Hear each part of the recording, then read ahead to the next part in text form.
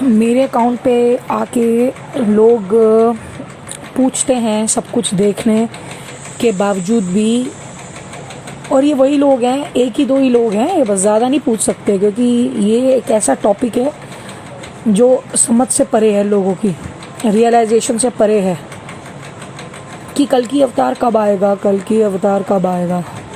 बहुत समय से मैंने इस बात का उत्तर दिया है, आज और एक दोबारा उत्तर दे दूं कि जो कल की अवतार है बस वही है सब कुछ, और उसके पिता शिवा। टाइम डायमेंशन के हिसाब से आपको सारी बातें बता रहे हैं, समय के हिसाब से, अब के समय के हिसाब से, और वही है पुरातन और सनातन का ज्ञान भी। कि आप लोगों की परिभाषा क्या है, अवतार की परिभाषा क्या है, आप लोगों की क्या समझ है। हिंदुओं की क्या समझ है, खाली राम और कृष्णा, कि कृष्ण ने इतने चमत्कार किए, कृष्ण ने उड़ा उड़ा के डीमंस को मारा, फिजिकली देखते, ठीक है, मैस्कुलिन शक्ति से मारा। फिर हमने भगवत गीता में उसकी चतुरता भी देखी। चलो जी, वो तो समझ आने से परे है लोगों के, भाई उनको चमत्कार देखने हैं। फिर अर्जुन को दिखाया विश्वरूप। अच्छा, राम की आपने कथा जो भी आपको थोड़ी बहुत 20-30% रामायण बताई गई है, उसी में से आपने देख लिया कि भाई उन्होंने रावण को मारा, और जो आपकी मिथोलॉजिकल जो स्टोरीज बनाई हुई हैं, और उसके हिसाब से आपके दिमाग में एक भगवान का आ गया कि क्या है भगवान, जो एक हीरो टाइप, जो एक रावण को, राक्षस को मारे, फिजिकली मारे और चमत्कार दिखाए। चलो अब आ जाते हैं अब्राहमिक रिलीजन के प्रॉफिट्स के ऊपर, जिनको लोग भगवान मानते हैं। मुस्लिम मोहम्मद को तो नहीं मानते हैं, क्योंकि वो मोहम्मद यही बताता था कि मैं ईश्वर की तरफ से आया हूँ और उस ईश्वर को पूजना, मुझे नहीं पूजना। मैंने बड़ी सारी कोट्स देखी जिसमें लोग कहते हैं ओहो कृष्णा, मोहम्मद कहता था कि मैं हूँ मैसेंजर ऑफ गॉड, जीसस कहता है मैं सन ऑफ गॉड, और कृष्णा कहता हूँ मैं ही गॉड, और इस बात के ऊपर बोस्ट करते हैं। और ये सबसे बड़ी मूर्खता है, और यही प्रमाण है हिंदुओं की मूर्खता का, यही विचारधारा। क्योंकि कृष्णा ने अगर बोला कि मैं गॉड हूँ तो तुमने क्या किया।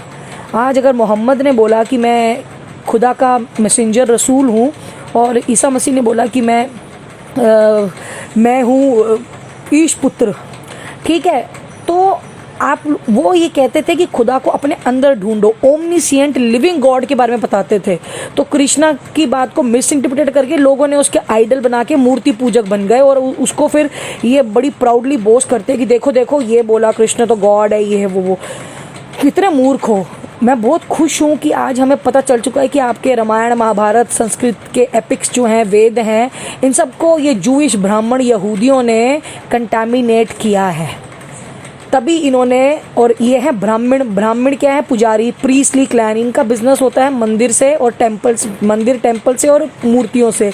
इसलिए इन्होंने जो एक अद्वैता थी, अद्वैता को द्वैता बना दिया, मूर्तियां पकड़ा दिया आपको, और उसी में आप खुश हो रहे हो। और जो सत्य था आपके अवतारों का, अब्राहमिक रिलीजन का, मिड ईस्ट का, वो तो हटा ही दिया।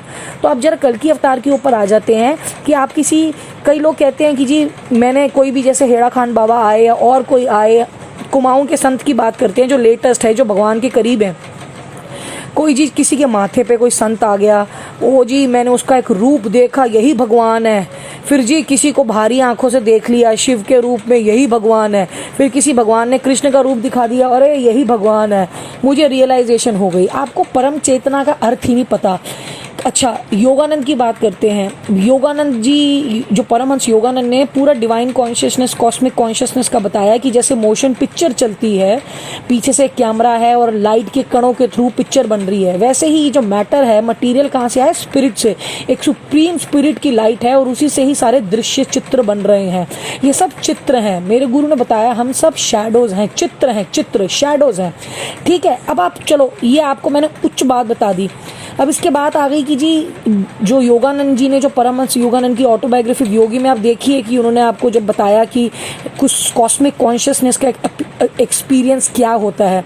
फिर रिसेंटली वही योगानंद ने दोबारा जन्म लेके अब हमें अपनी किताब मीट द हिमालयन क्रिया योगी और पाथ ऑफ क्रिया योगा में बताया कि जब लाइट उनके कमरे में आई, एक पिलर ऑफ लाइट, जैसे शिवलिंगम जो होता है उसको पिलर ऑफ लाइट बोलते हैं, उसी के अंदर से सब निकल रहा था और अहम ब्रह्मस्मि आ रहा था और उसी में विलीन होना है। चलो ये आपकी भगवान की डेफिनेशन हो गई। अब इसके बाद आ जाते हैं योगियों का, जो माथे पे ओम देखते हैं, जिनको ओम की ध्वनि सुनाई देती है, जिनके लिए भगवान ये होता है। ठीक है, चलो ये भी मैंने आपको बता दिया। माथे पे ओम आ गया, माथे पे अल्लाह आ गया, लहरी मासाया के माथे पे सारे अवतार आए थे, सारे रूप में, सूफी के रूप में आए, कृष्ण राधा आए, काली आई, शिव आया, ब्रह्मा आए, सारे लहरी मासाया के माथे पे आए। चलो जी, ये उनके भगवान हो गए, वो परम चेतना, जिसको वो बोलते थे कुथास्त। एक कुथास्त है, उसी के अंदर सब मिल जाता है। और वो कुथास्त मैंने देखा है, क्योंकि आप जब सूर्य को नंगी आंखों से देखते हो तो वो कुथास्त ही दिखता है, खाली शैडो। आपको सूर्य लाइट दिखती है, बट अगर आपके पास में शक्ति आ जाती है सूर्य को नंगी आंखों से देखने की, तो आपको वो शैडो दिखती है, काला, और ब्लर दिखता है, वो ऐसे वाइब्रेट होता हुआ blur. Surya is but a vibrating blur. ये आपको खाली भगवान की ही शक्ति बात बता सकती है। अब आ जाते हैं कल की अवतार के ऊपर। अब कल की अवतार इन सब से कैसे परे है? माथे पे ओम आ गया, माथे पे ईश भगवान आ गए, कॉस्मिक कॉन्शियसनेस में डिसॉल्व हो गए। इन सब से कैसे परे है कल की अवतार? और इसलिए उसको कोई नहीं जान सकता। जो मूर्ख आके प्रश्न करते हैं कल की अवतार कब आएगा, वो तुम्हारे अंदर तुम्हारे कितनी चेतना खुली हुई है, वो तुम्हारे परसेप्शन से रिलेटेड है कि तुम उसको देख पाओ, समझ पाओ कि नहीं। क्योंकि मुझे लगता है कि शायद भगवान, जो भी देवी देवता एंजल्स हैं, शायद वो भी उसको ना समझ पाए, शायद वो भी उसको ना समझ पाए। क्योंकि वो क्या है, वो एक शब्द है, शब्द, ज्ञान है, ज्ञान। सतयुग से अभी तक, इस सोलर सिस्टम की बात करते हैं, सतयुग से लेकर अभी तक कलयुग की बात करते हैं, कितने युग आए होंगे, हमें जो पता है हम उसी की बात करेंगे। सतयुग से लेकर कलयुग तक की जितनी दुविधा है, जितनी पजल है, वो उसका आखिरी पीस है, वो उस पजल का आखिरी पीस है, जिसको खाली समझा जा सकता है, वो खाली समझ में आ सकता है, और वो समझ में आके कल की अवतार रियलाइज हो सकता है। और कल की अवतार को रियलाइज करने का और कोई माध्यम और कोई वे नहीं है, उसको देखने का और कोई वे नहीं है। आप जैसा बाहर देखना चाहते हो, जैसा अंदर देखना चाहते हो, चलो आज मैंने आपको ये बता दिया, बाहर जो आपको दिखता है वो उससे भी परे है, जो आपको अंदर दिखेगा वो उससे भी परे है। उसको खाली समझा जा सकता है और उसको समझा नहीं जा सकता। ये अभी तक की स्टोरी है, इसलिए कल की अवतार को कोई नहीं जान पाएगा। जैसे मैंने बहुत बार पहले बताया, जो मेरे सारे वीडियोस डिलीट हो गए, कि जो बाहर होता है वो मेरे अंदर होता है। ये जितनी नदियाँ उफान पकड़ रही हैं, ये गैसेस मेरे अंदर बनती हैं। आज एक महाभारत चल गई है, नई महाभारत, न्यू महाभारत। आपको पता है कि महाभारत चल रही है? आपको पता है कि कृष्णा कैसे महाभारत में अपना पार्ट प्ले कर रहा है? क्यों? क्योंकि वो खाली शब्द के थ्रू, सोशल मीडिया के थ्रू लड़ी जा रही है, जिसके कोई पहचान नहीं है, जिसके कोई फॉलोअर्स नहीं है। और ऊपर स्वर्ग से पूरा ज्ञान दिया जा रहा है, और वो ज्ञान बताया जा रहा है। होता क्या है अंत में, कि वो अकाउंट डिलीट हो जाता है। तो आप देखिए ये विडंबना कैसी है, कि कैसी विडंबना है कि आज सतयुग से लेकर कलयुग तक का ज्ञान पूरी धरती को शेक किया जा रहा है ज्ञान के थ्रू। कि तमिलियंस अपने आप को भगवान से करीब, भगवान के करीब क्यों मानते हैं, रावण के डिसेंडेंट क्यों मानते हैं, रामकृष्ण को क्यों नहीं मानते, अपने आप को भगवान क्यों मानते हैं, कि हम इंडस वैली सिविलाइजेशन के परे हैं।